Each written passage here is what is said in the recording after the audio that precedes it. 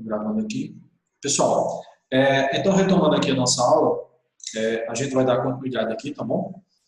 Então, a gente vai conversar um pouquinho. Eu estava observando aqui o material, tendo em vista o tempo, não vai dar tempo a gente ver todo o material que eu preparei, tá bom? Tendo em vista que tem os slides e tem também alguns documentários, né? Um documentário curto que eu tinha separado para compartilhar com vocês, tá bom?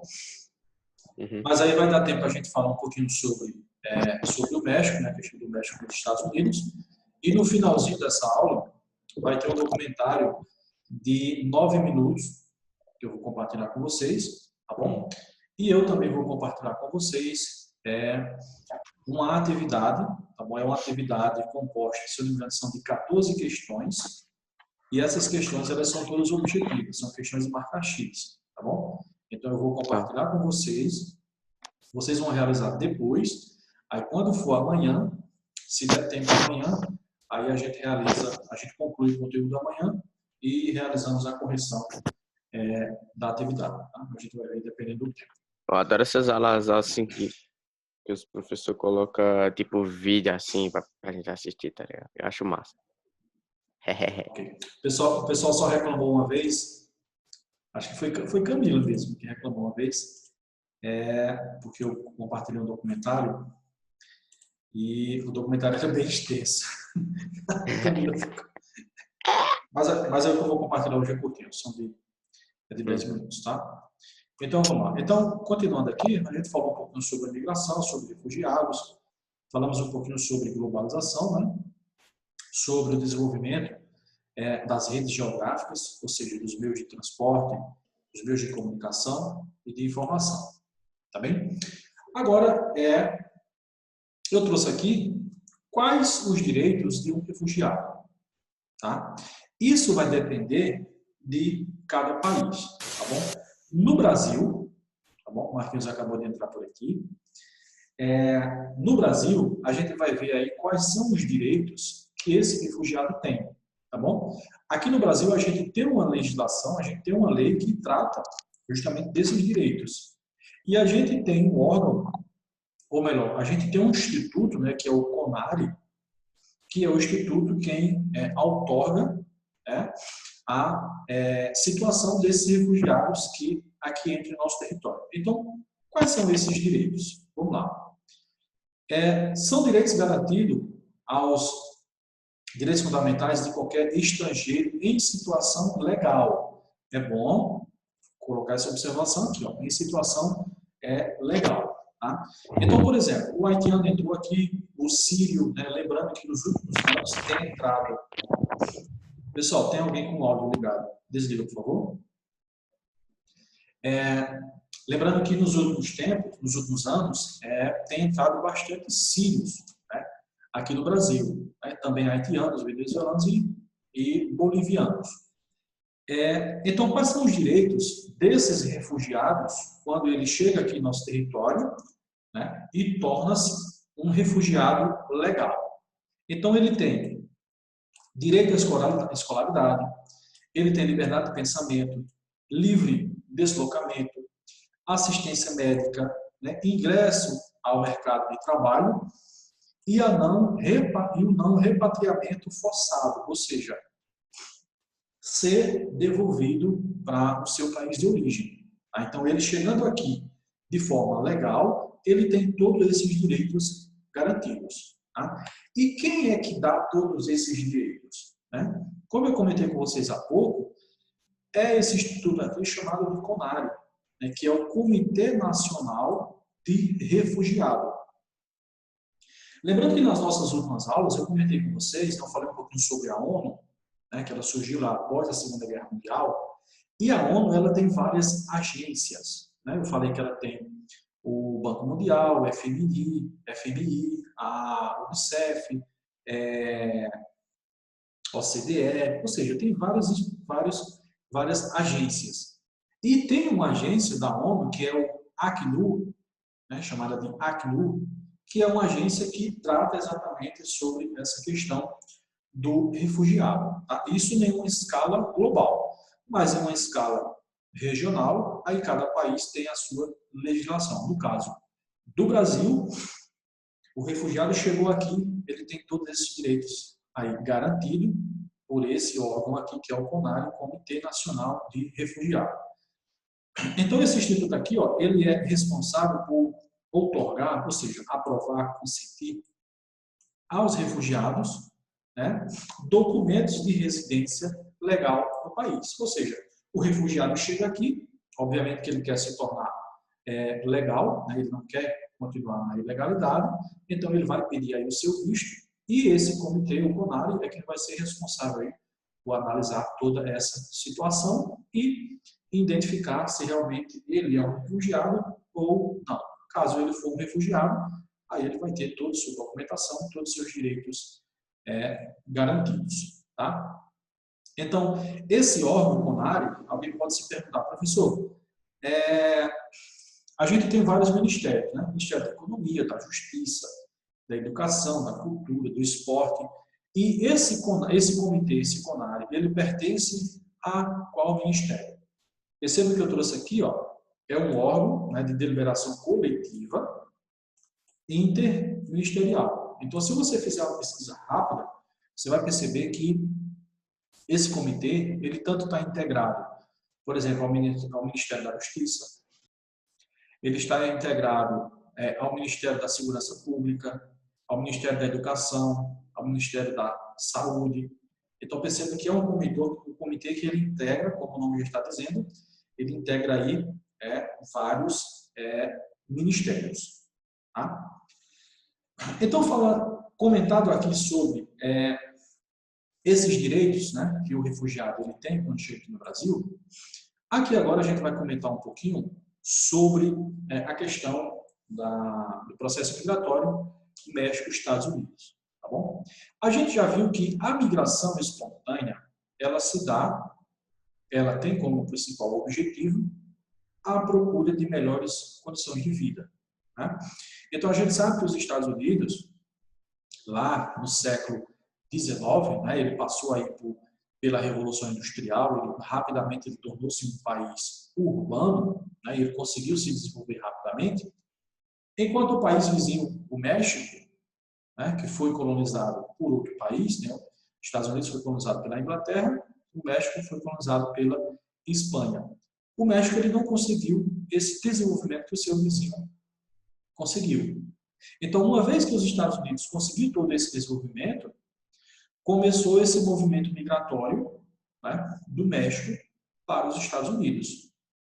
Só que a gente vai perceber mais adiante que anos posteriores, né, isso bem recente, devido à ascensão econômica que o México vem passando e as várias crises que os Estados Unidos também vem passando, esse fluxo migratório ele vem diminuindo, tá? Ressaltando, ele vem diminuindo, mas é um fluxo ainda bastante intenso.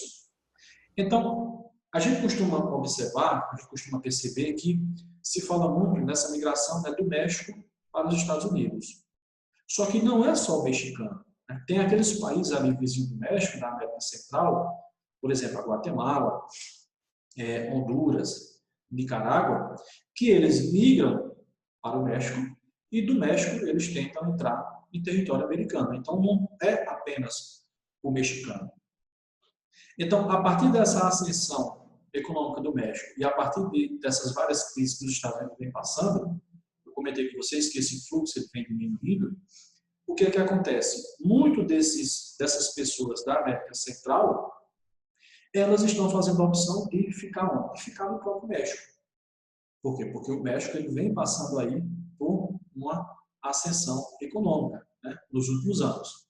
Então, deixa eu ver aqui, acho que Bianca levantou a mão. Bianca, quer falar algo? Quero. Sim. Professor, é verdade que quando a pessoa vai lá para os Estados Unidos, aí mora, por exemplo, assim, escondido do governo por determinados anos, eles não podem mais tirar a gente porque a pessoa fica como cidadão?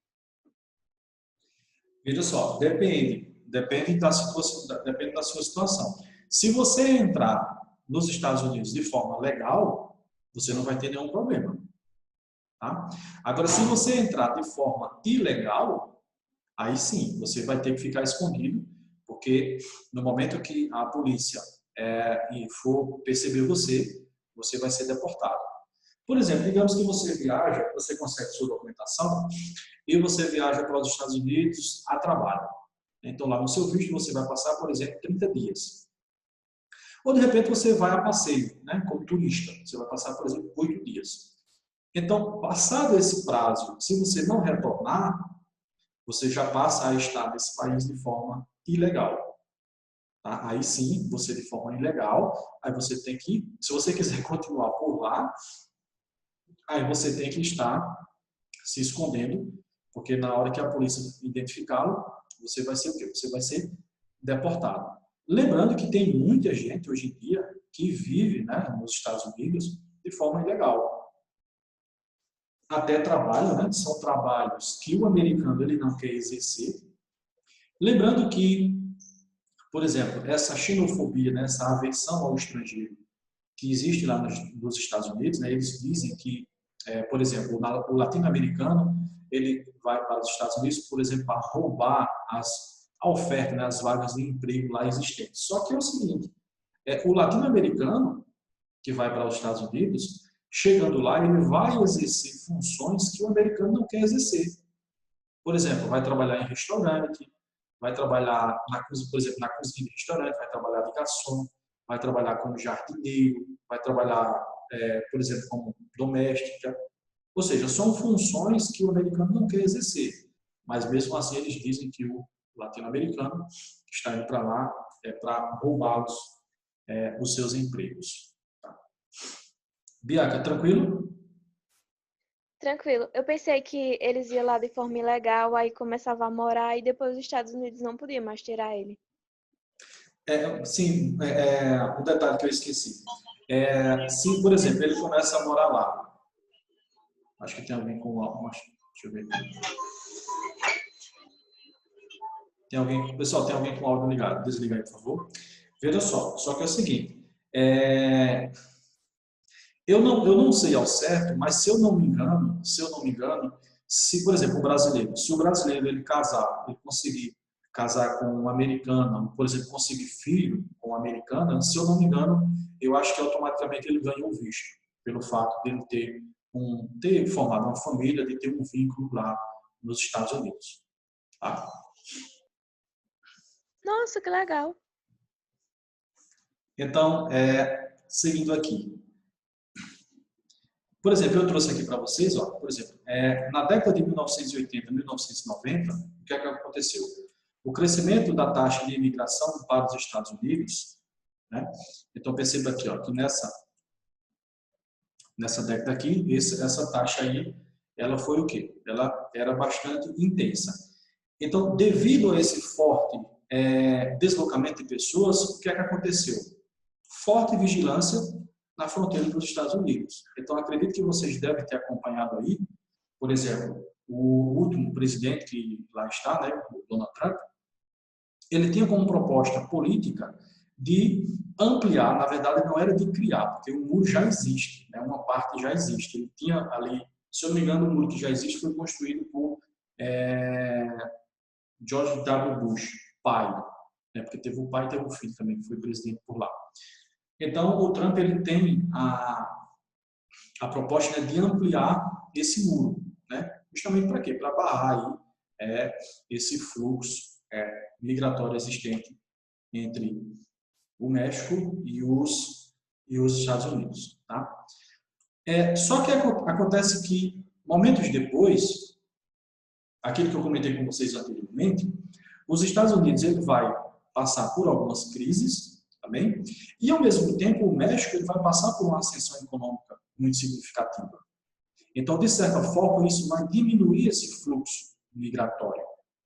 Tá? Lembrando, diminuindo, mas esse fluxo ele ainda é bastante intenso. Então, aqueles países ali da América Latina, aqueles países ali da América Central, por exemplo, Nicarágua, Honduras, dentre outros, antes eles iam para o México e do México eles tentavam atravessar para o território americano. Agora, alguns deles estão fazendo a opção que estão fazendo a opção de ficar dentro do próprio México. Tá? Seguindo aqui, o que é que eu trouxe aqui? Por exemplo, a partir dos anos 2010, esse fluxo do México para os Estados Unidos ele diminuiu, né? Os fatores eu já comentei com vocês, e quais foram as causas dessa diminuição? Por exemplo, já comentei até com vocês, né? Crise econômica nos Estados Unidos, né? Aumento da segurança na fronteira, ou seja, a partir do momento que esse fluxo ele intensificou-se, né? Lá na década de 70, 80, 90, a vigilância ela também foi aumentada justamente para quê? Para restringir aí a entrada dessas pessoas. E quais foram outras causas? Né? Por exemplo, leis, né, que tornaram-se obstáculos para a contratação de imigrantes, tá, dentro do território americano. E outra causa também que a gente pode citar, a retomada do crescimento econômico do México, como eu comentei há pouco com vocês. Tá? Fazendo um paralelo com o Brasil, a gente sabe que o Brasil, principalmente a partir dos anos 2000, né, ali em torno de 2004, 2005, 2006, o Brasil chegou a ser a sexta maior economia do mundo. Né? Então, isso, de certa forma, atraiu, né, a população de países vizinhos. Porque, de repente, alguém pode imaginar, professor, mas tudo bem, a Venezuela está passando por uma crise econômica, social, já tem algum tempo. Mas a Bolívia é um país pobre e tal, mas não vem passando por tanto, quando comparado, por exemplo, com a Venezuela. Acontece que você tem a Bolívia e do lado você tem um país, que é o Brasil, que estava passando por todo aquele crescimento econômico e, de certa forma, estava oferecendo o quê? Estava oferecendo melhores condições de vida. Então, quando você vê a oportunidade do outro lado, obviamente que você vai tentar, né, não todos, mas você vai tentar migrar para tentar melhorar as suas condições de vida. Lembrando que com a questão dos bolivianos, né, nem tudo são flores. A gente vai perceber que eles chegam em São Paulo, eles trabalham lá, condições precárias, mas mais adiante nós falaremos mais sobre essa questão da Bolívia-Brasil. Esse gráfico aqui ele vai tratar aqui da população do imigrante mexicano nos Estados Unidos. Então, quando a gente percebe aqui, ó, a década de 1980, perceba aqui que o fluxo ele existia, né? Mas quando comparado, por exemplo, com 2014, ó, o que é que a gente percebe? A gente percebe que esse fluxo aqui, ele intensificou-se aqui, ó. Tá? Continuando aqui, deixa eu só ver o nosso tempo aqui. Essa nossa aula ela termina de 9, não termina de 10 horas, a gente tem 25 minutos. Ok, até a gente continuar aqui. Então vamos lá. Esse documentário que eu trouxe aqui, eu vou passar no finalzinho, tá bom? Da nossa aula, então eu vou passar ele aqui. Quando for daqui a pouco eu passo ele para vocês. Deixa eu só ficar atento aqui ao horário aqui para eu não me perder. Então vamos lá. Agora a gente vai falar, né, sobre a questão da Bolívia, desse movimento migratório ocorrido da Bolívia para o Brasil. Então veja só, quando a gente faz uma pesquisa rápida, o que é que a gente percebe? A gente percebe que esse fluxo migratório Bolívia-Brasil, a gente pode dividir ele em 3 fases. Tá? Como eu trouxe aqui. Então, a primeira fase, ela vai se dar na década de 60 e de 70. Tá? Então, nessa década de 60 e 70, vai chegar aqui no Brasil muitos refugiados políticos. É bom a gente lembrar que, nesse momento, tanto o Brasil ele passava, né, ele era governado pelos militares, mas a Bolívia ela também era governada pelos militares. Então, quando vocês estudam, por exemplo, o governo militar no Brasil, vocês sabem que muitos brasileiros, né, intelectuais, artistas, eles, para não serem presos, eles tiveram que deixar o Brasil, tiveram que se pedir asilo em outros países. Não foi diferente com os outros países da América Latina, com o Chile, com a Argentina e também com a Bolívia. Então, nesse momento, você vai ter o quê? Você vai ter a chegada aí de vários refugiados políticos, né, que estavam saindo de lá da Bolívia. A segunda fase a gente denomina de quê? De convênio bilateral de educação. Tá? Então, a segunda fase vai ser posterior à década de 70, que é quando o Brasil ele vai firmar um acordo com a Bolívia. Para quê?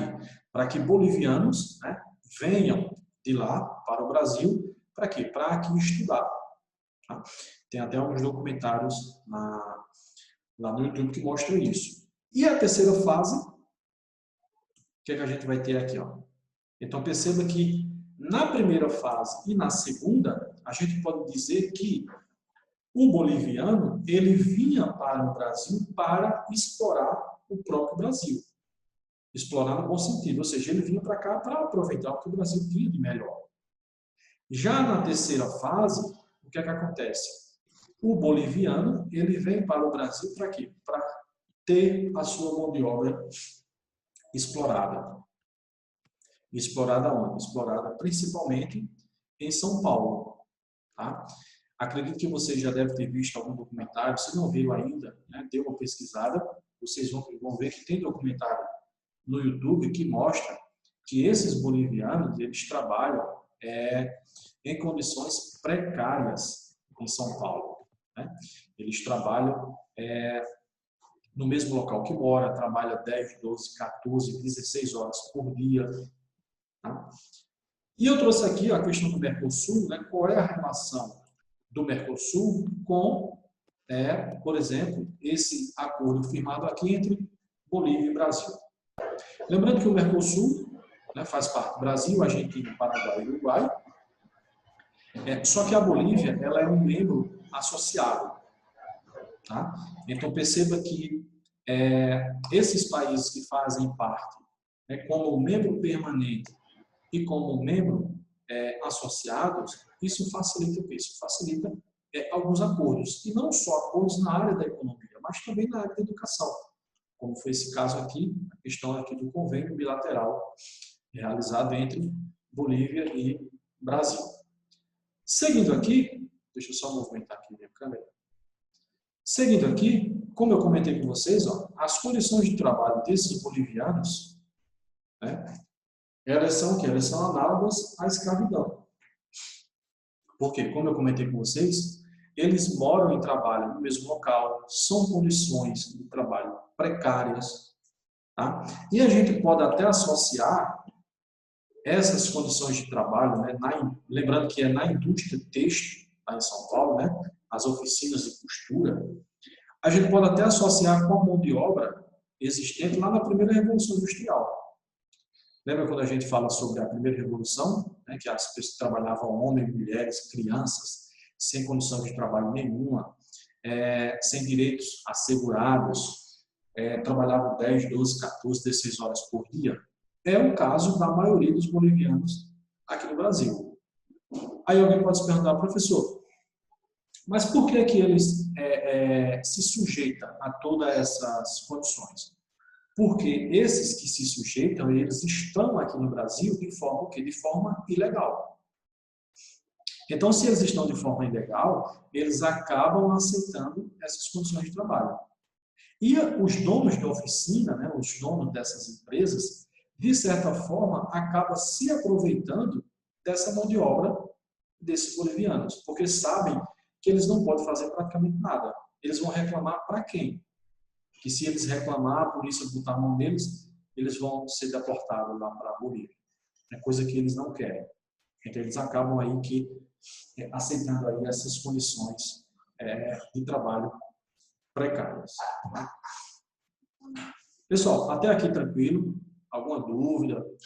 Alguma pergunta? Comentário? Pessoal? Gente, alguma pergunta? Comentário? Tranquilo? Suave da nave? Podemos seguir adiante? Vamos lá? Então, deixa eu ver aqui. Deixa eu só dar uma analisada aqui na questão do tempo. Deixa eu ver aqui a questão do tempo aqui do documentário, que é para mim compartilhar com vocês. Vamos lá, já está aqui aberto. Deixa eu voltar para cá. Pessoal, como eu falei com vocês, eu vou compartilhar agora com vocês aqui um documentário sobre a questão da migração do México para os Estados Unidos, tá bom? Lembrando que eu tinha separado também um documentário sobre a questão dos bolivianos vindo para o Brasil, tá? Mas por questão do tempo, não vai dar hoje, não vai dar tempo, mas aí quando for amanhã, a gente vê esse documentário, tá bom? Então deixa eu compartilhar com vocês aqui, cadê? Eu acho que é isso daqui.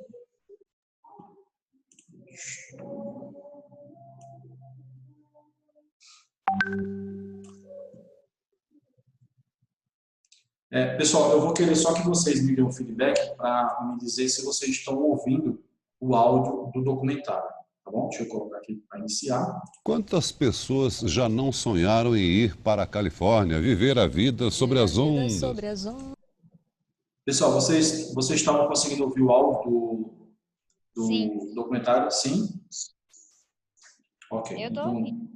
Tá? Então, deixa eu aumentar o meu volume aqui para ver se dá melhorada para vocês. Eu também. Tá ouvindo tranquilo? Ok. Sim. Então, deixa eu... Ok. Vamos lá. Pronto. Né?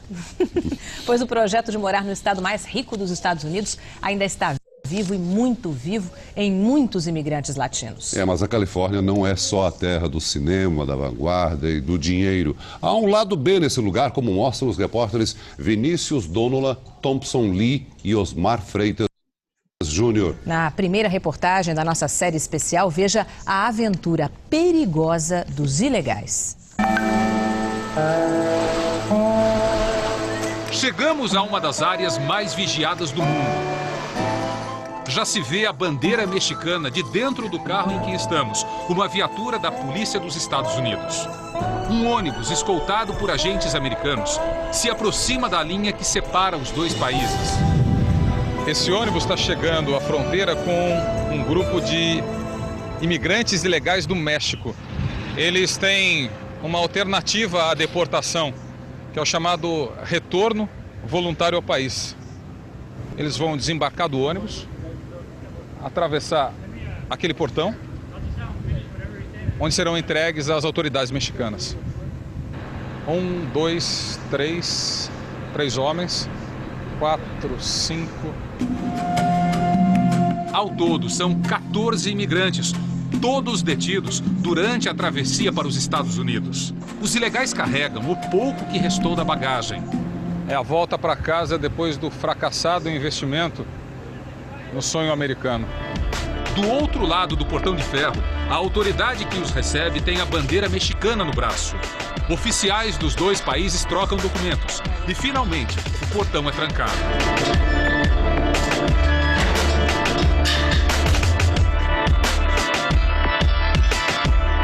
Fim da linha para os vizinhos latinos da bela e rica Califórnia.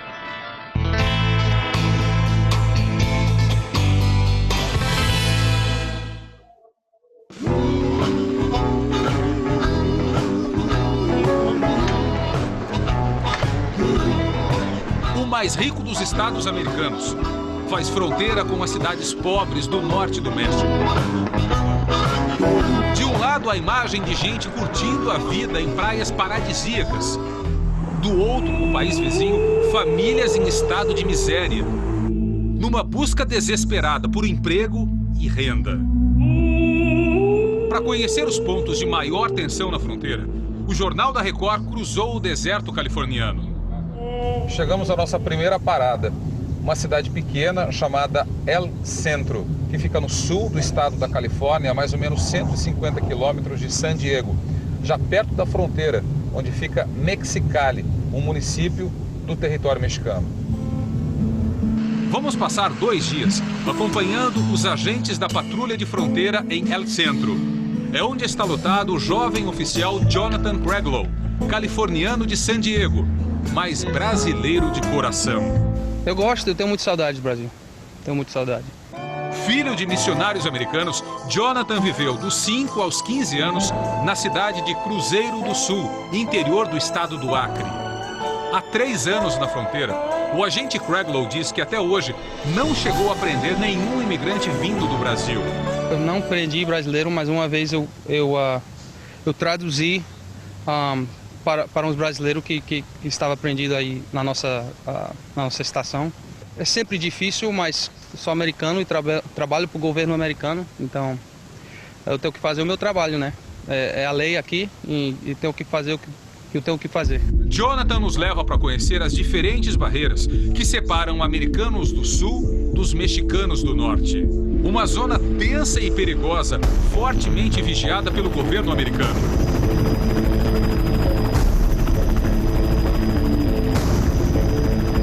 Este é o famoso canal de irrigação, construído há quase 100 anos. Aqui os ilegais atravessam a nado ou agarrados a boias ou pequenos botes de plástico. Adrian Corona, parceiro do agente Craiglow, acaba de achar um rastro deixado pelos imigrantes. O que restou de uma boia usada por algum grupo que atravessou.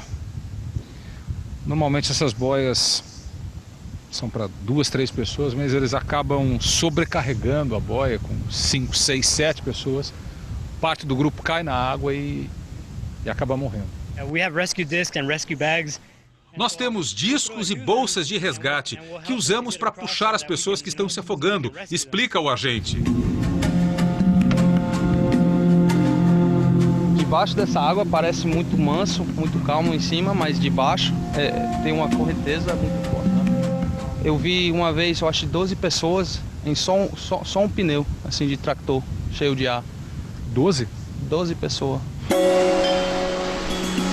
Morrer afogado num canal ou contrair uma doença grave nas águas rasas e imundas do chamado Rio Novo. Uma outra rota usada pelos coiotes passa por este córrego que vem poluído do México e segue pelo interior do estado da Califórnia. Fede, essa água fede. É por aqui que as pessoas atravessam. Grupos de 20, 30 pessoas com mulheres, crianças, pessoas mais idosas, por essa água.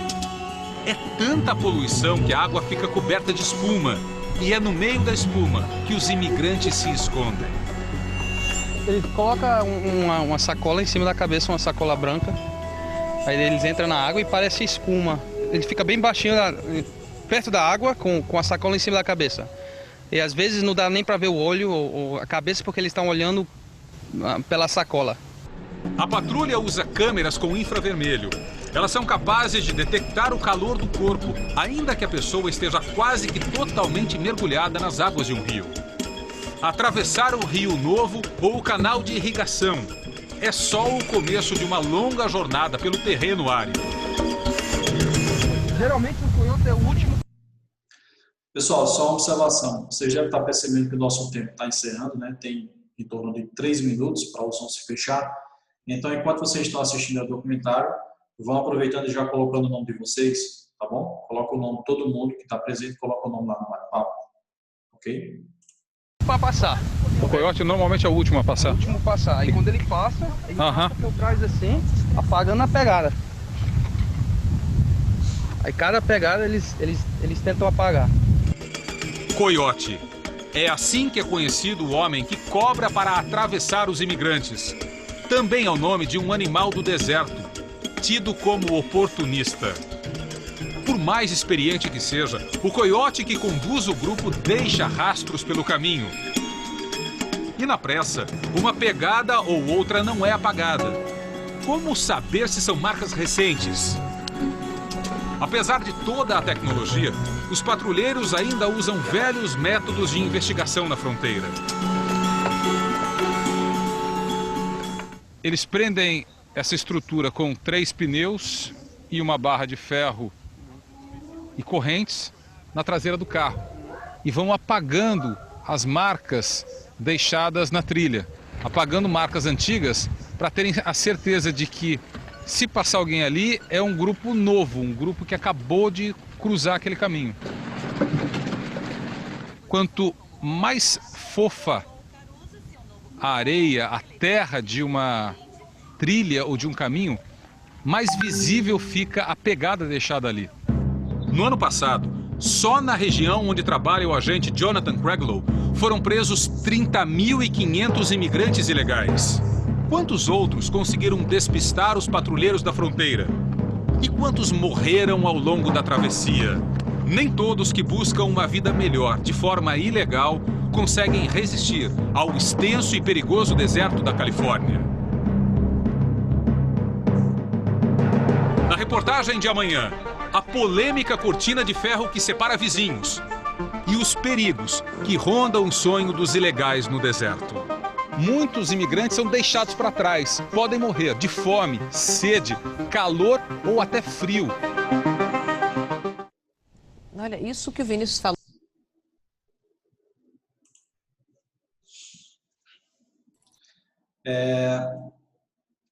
Pessoal, deixa eu ver aqui o chat.